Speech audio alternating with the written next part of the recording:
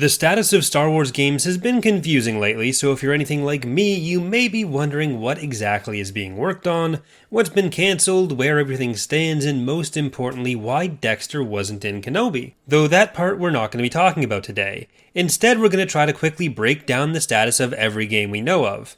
As we go, let me know in the comments which game you're looking forward to most. We'll start with the big bright spot before getting into the pit of despair, Jedi Survivor. This follow-up to Jedi Fallen Order is the one game we have really solid details on from both content to release. If you're at all interested in the game, you probably already know what it's all about, so I won't go over that. But while we don't have a specific release date, we do know that the tie-in novel Battle Scars will be coming out March 7th, 2023, with the Art of Jedi Survivor companion book coming out May 2nd, which to me strongly indicates a March or April release. At the very least, we'll be getting it sometime early next year. Next up is a mobile game that seems to have been through development hell, in which a lot of people probably don't count as a regular Star Wars game, but which I'm actually looking forward to because I like competitive battle arena games, Star Wars Hunters. This game has been plagued by delays despite a 2021 soft launch, though it too has a tie-in book coming in early 2023, actually planned for release the same day as Battle Scars. So it seems like publisher Zynga hasn't abandoned hope for the mobile and Switch project just yet. A release is currently expected in 2023, but it seems like that's based more on picking which year comes after 2022, rather than any direct expectations of what's going to happen, so who knows what the ultimate fate of the game will be. The Knights of the Old Republic remake is another game on shaky ground currently. Last month we heard that development had been put on an indefinite hiatus at Aspyr, which seemed like it may be the end of the road, but since then it's been reported by Jason Schreier that the game has now moved to Saber Interactive, another company owned by the parent company of Aspyr, Embracer Media. Switching developers is rarely a good sign, but the fact that it's still all under the same umbrella probably helps avoid some of the usual problems with those kind of switches, and it was similarly reported that the switch wasn't expected to result in any material delays. If you want to take that at face value though, that's just about the Switch itself. There were clearly pre-existing problems with development which hopefully Saber is better equipped to tackle than Aspyr was, but only time will tell. A lot of that information made it seem like the announced 2023 release date would be impossible, so I'd be very surprised if we got a release of the game next year, though we probably will get at least some information on the game. Back on the more positive side, we have Massive and Ubisoft's open world story game, first announced alongside the expanding licensing for Star Wars games in January 2021. I was personally starting to wonder what was going on here, but it seems to have been a case of no news is good news so far. We know it's on the same engine as several prior Ubisoft games, including the upcoming Avatar game, Frontiers of Pandora.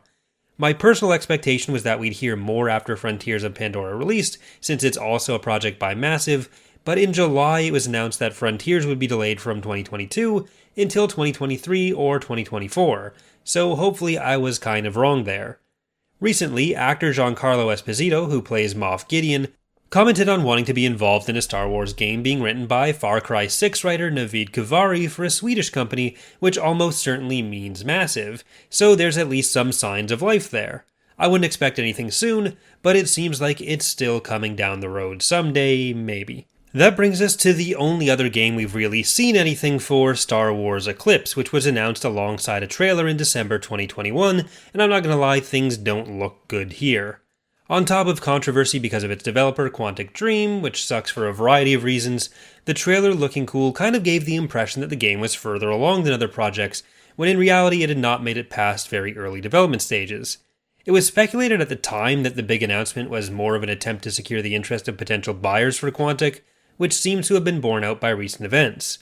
Quantic Dream was bought by NetEase, which presumably used the quadrillion dollars it made on a single microtransaction in another of its games, Diablo Immortal, to expand its former minority stake in the company. They claim to want to have a bigger reach in the console market, so I doubt they'd want to drop a big title like a Star Wars game, though it going from David Cage to David Cage plus another pretty scummy company doesn't exactly fill me with hope. I don't think it's quite dead, but I also don't think it's coming anytime soon, and my hopes aren't super high for the end result, to be honest. Getting back on the road towards better news, in April we had the announcement of another title in development from Skydance New Media, alongside the announcement of a new Marvel game by the same company under the direction of Amy Hennig for the Star Wars side. Hennig had been involved in an unfortunately shelved Star Wars game in the past, which was codenamed Project Ragtag. This is the most recent announcement, so it's understandable that there's not much we know here yet, but hopefully that'll change sooner than later. Finally, we have 2 further games already announced earlier this year, a first-person shooter and a strategy game, both being developed by EA under the leadership of Respawn. The shooter is being fully handled by Respawn with Peter Hirschman as the director, who has a long history of involvement with Star Wars games, including the original Battlefronts, Empire at War, The Force Unleashed, and a bunch of others from the LucasArts side. The strategy game seems to be in the vein of XCOM and involves a partnership between Respawn and a new company, BitReactor.